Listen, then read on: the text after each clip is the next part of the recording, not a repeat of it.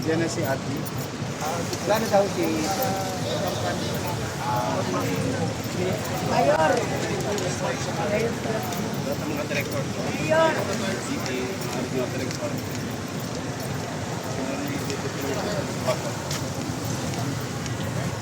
Ano kayo? Ano kayo? May dabi. Dito na kayo. Orong lang tayo. Dito na kayo. Saan kami?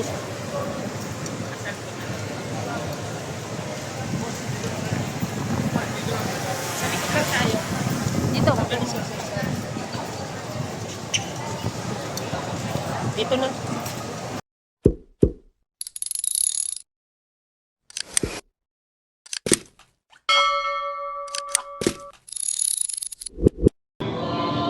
Ready naman na. So sa ating mga deboto, magagaling sa buong Luzon, handa na po namin silang tanggapin sa Luzon.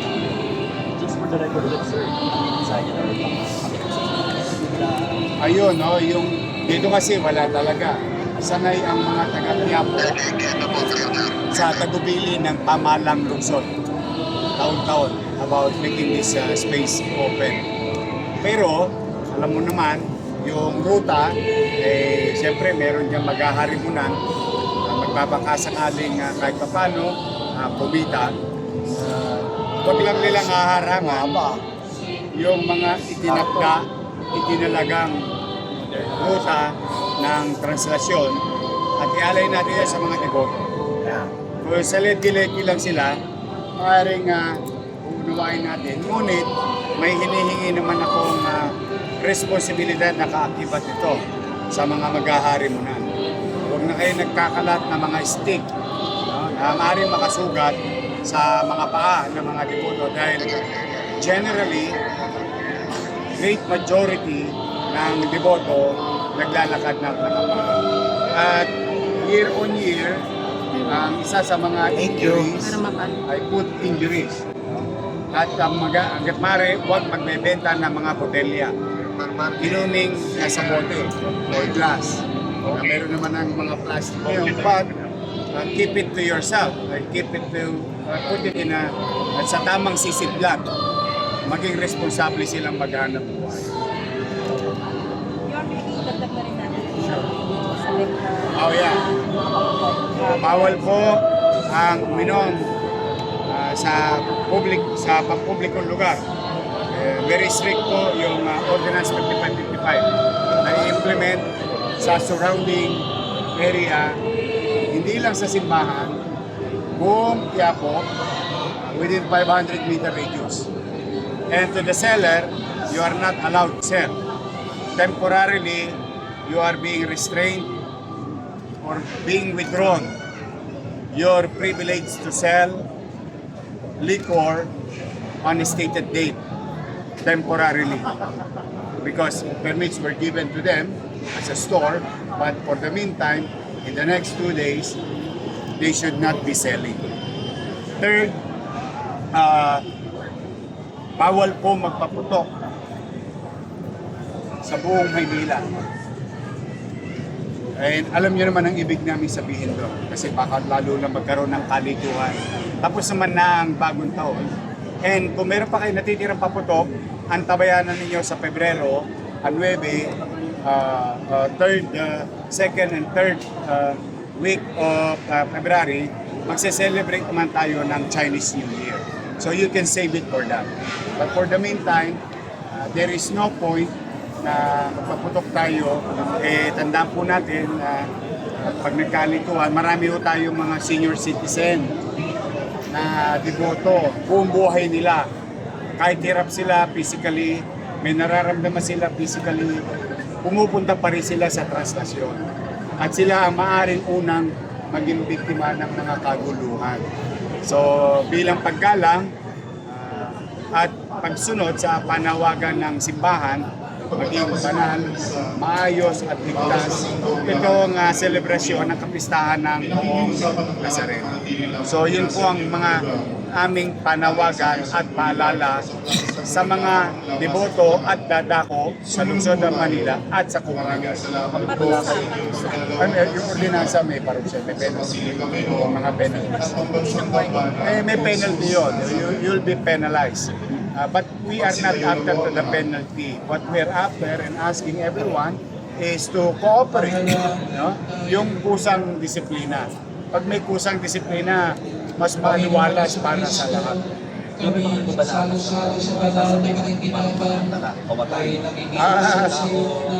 Nakita mo, Lespo, nagkalat. Kung nauhuli natin sila on a regular day, no, with the limited policemen, ngayon, yung buong PNP, through the leadership of the regional director, may augmentation sa Maynila. Yun yung police. May military pa. May navy pa. Meron pang coast guard. You know, these are men and women uniformed personnel across national government, local government. At tapos may mga matatanda pa kaming dating police na nakakalat o what you call Antigong Maynila. They are in a civilian uniform at sila ay trained na ipagmalasakit yung ating mga komunidad. So alam nila ang gagawin nila. Mas matulis yan ng mga Antigong police ng Maynila because they know, because they are from Manila Police District. Grew up, served, retired in the city of Manila under the Western Police District at that time. Thank you. President Bongbong Marcos Jr. for letting and allowing the city of Manila to access all national government logistics or resources. Ito po'y inaloob niya sa amin upang mapanatili at mapagtagumpayan natin sama-sama, lokal at nasyonal, ang diwa at hangarin ng simbahan ng Quiapo na ang panawagan na itong translasyon at 2026 ay maging banal, ligtas at mapayapa. Kaya to the President, to the men and women, uniformed personnel across, and to the civilians, to the EOs, volunteers, NGOs,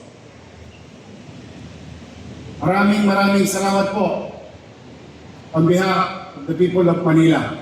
Ngayon pa lang ay taus-puso ang aming pasasalamat sa ipinagkakaloob ninyong sakripisyo at ipagkakaloob ninyong sakripisyo upang ang mamamayan, partikular ang mga debotong milyong-milyong dadako sa lungsod ng Maynila ay magkaroon ng kapanatagan dahil kaakibat ng selebrasyon na ito ay ang pamahalang lokal ng lungsod ng Maynila at iba pang lungsod sa Metro Manila at ang national government. So muli sa inyo, katulad ng panalangin ng ating simbahan, panalangin ko rin na kayo'y makiligtas. It is a great honor. Not everyone will be given a chance to be of service to the people. But at the same manner, while we are serving them, fulfilling our duties and obligation, bilang kawani ng pamahalaan, ay meron din kayong obligasyon sa inyong mga sarili-sarili na pangalagaan ang inyong kaligtasan. Huwag magpapabaya sa inyong kalusugan. Ipagmalasakit ko din ang inyong mga sarili.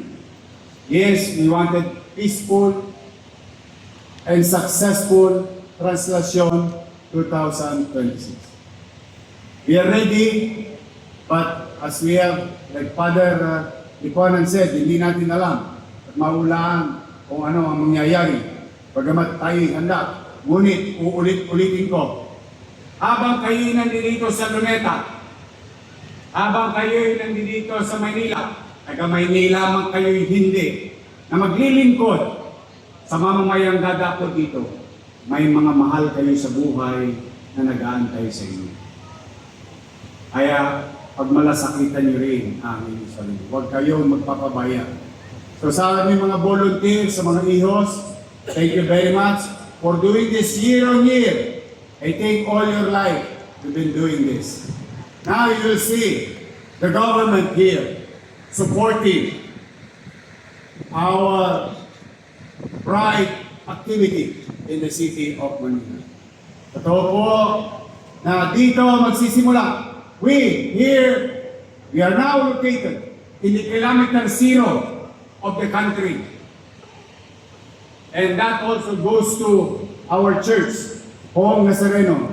Dito nagsimula, lumawak na sa buong bansa. And it is a great opportunity to each and every one of us to show the quality of men and women, uniformed personnel and civilians, and to the volunteers to the NGO, to showcase our discipline and fulfilling our obligation to the people. So again, when this, ulit-ulitin ko, buong kababaang loob, taus-puso kaming nagpapasalamat sa bawat isa sa inyo sa sakripisyong magaganap. At bilang panghuli, magsama-sama tayong manalangin pag kayo may mga libreng oras na maging ligtas ang bawat isa. Bawat buhay mahalaga. Yan ang obligasyon natin. Yan ang panalangin natin. At maging huwaran ang lahat kayo, lahat tayo sa buong mundo ng isang maayos na pinakamalaking activities na nagaganap taon-taon sa lungsod ng Maynila. So muli, ulitin ko sa mga dadako at mga tagalungsod na deboto. Ang panawagan ng simbahan, ang okasyong ito ay maging banal, ligtas, at mapayapa. At maraming salamat sa inyo. Pagpalain nawa kayo ng Poong May Kapal. Manila! God first. Thank you.